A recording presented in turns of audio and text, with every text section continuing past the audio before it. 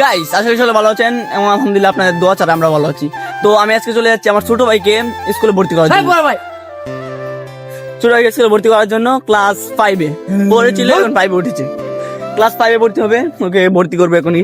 স্কুলটা দেখা যায়। আরে নিউটন কি নিউটন? আরে ভাই বললেন নিউটনে ভর্তি হবো। তুই না কাল 4-এ পড়স, 5-এ ভর্তি হলাম তো। আরে 9-এ ভর্তি হয়েছিল, আমার ওই যে বাতি এটা তো এবার 9-এ উঠেছে। হ্যাঁ 9 উঠছে।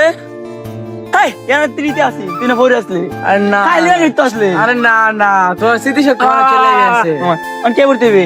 নিউটন কে 10-এ মায়া 10 মানে মরতে টিএন কই তো বলছিস 10-এ কোন লাগবো? তুই না কাল দিয়ে 10-এ ভর্তি 4-এ ভর্তি, আমি না তোর ভর্তি হয়েছিলাম 4-এ। ওলা ভর্তি তুই গ্যাস 10-এ কি বুঝলাম না। আরে তুমি তো কয়েকজন আশা আসলা স্মৃতিশক্তি আর আগে থেকে কুমাতা ছিলাম। হ্যাঁ আমি তো কুমাতা ছিলাম। আচ্ছা সমস্যা নাই, ওরে আমি বাটি স্কুলে ভর্তি করবো। আপনারা যারা ওর সাথে দেখা করতে চান বাটি স্কুলে ওকে পেয়ে যাবেন, আসলে পেয়ে যাবেন। তোমার সাথে দেখা করবে, কে কে দেখা করলে গাইছে দেখা করলে পেয়ে যাবেন। দুধ দিয়ে বসবে না, কিন্তু কিন্তু বাজারে দুধ বেছে, দুধ নিয়ে কিন্তু স্কুলে যাবে না। ও কিন্তু মানে দুধ ছাড়া বই খাতা নিয়ে স্কুলে যাবে। তো দুধ মানে দুধ বিক্রি করে এটা হচ্ছে নিজের মানে খরচ চালানোর জন্য দুধ বিক্রি করে। দুধ তো আবার স্কুলে নিয়ে আসবে। যদি আপনার চান ও দুধটা স্কুলে নিয়ে আসুক, স্কুলের দুধ এনে বিক্রি করুক, তাহলে ও দুধ স্কুলে নিয়ে আসবে। তো আমি ওকে স্কুলে ভর্তি করতে যাচ্ছি, দেখা হচ্ছে স্কুলে। কাকে নিয়ে ভর্তি করছি? পরে জেলখানার কাপড় পরেছে। মানে মানুষ বললে আমাকে কি বলবে? আমার পোশাকটা দেখেন তো, সলিড। আরো জেলখানা, পুরো জেলখানা দেখেন তো। তেরি জ্বালাকে সারবে আবার শিবাল্লি বিলে। আমি তো স্যারের কাছে গেলে বকা খাবো। আমি কি যে করি, এখন স্কুলে চলে আসছি। আগের বারও ওকে নিয়ে একটা স্কুলে গেছিলাম, তারপরে স্যারে বলে এটা তুই জেলখানার কাপড় পরে এসেছিস নাকি তুমি? জেলখানা। এখন থেকে কি বলে আপনাদেরকে জানাবো। 2000 এনেছি ভর্তি হওয়ার জন্য। আর দেখতে তো পাচ্ছেন, বলতে আমি চলে আসলাম স্কুলের মধ্যে।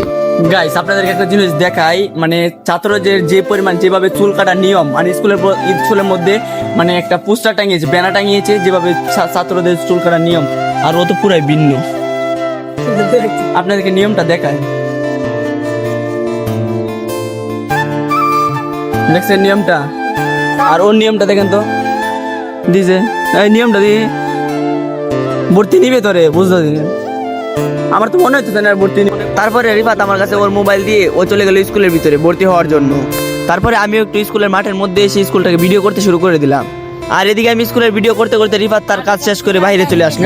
ফাইনালি রেজাল্টটা যেটা হলো, ও হচ্ছে না ফেল করেছিল 4 সাবজেক্টে, মানে 4টা সাবজেক্টে ফেল করেছিল আসলে। তারপরে ওকে ভর্তি এখন নেই না, 1 মাস পরে ভর্তি নিবে। আবার 1 মাস পরে আবার ভর্তি নিবে।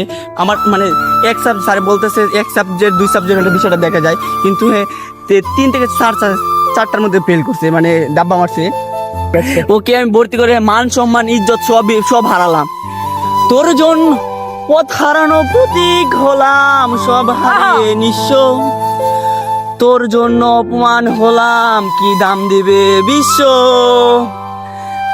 মানে একটা কষ্টের গান মনে হয়ে গেল। মানে এত টাকা অপমান আমি কোনোদিন পাইনি। 1.5 কোটি টাকার অফার দিয়েছিলাম, কিন্তু স্যার রাজি হয়নি। এই জেলখানার ছেলেকে কিভাবে ভর্তি করবে? মানে 4টা সাবজেক্টে ফেল করেছে, আবার জেলখানার পোশাক দেখেন কি করছে। আপনাদের দেখতেই পাচ্ছেন নাকি? 4টা সাবজেক্ট ফেল করে তুই কিছু করিস না। ও ভালো স্টুডেন্ট, 2 বিষয়ে বিলিয়ন স্টুডেন্টের খাতায় নাম লিখেছে, 2 বিষয়। আর 4টা বিষয় কাচ্চার পোলাপান।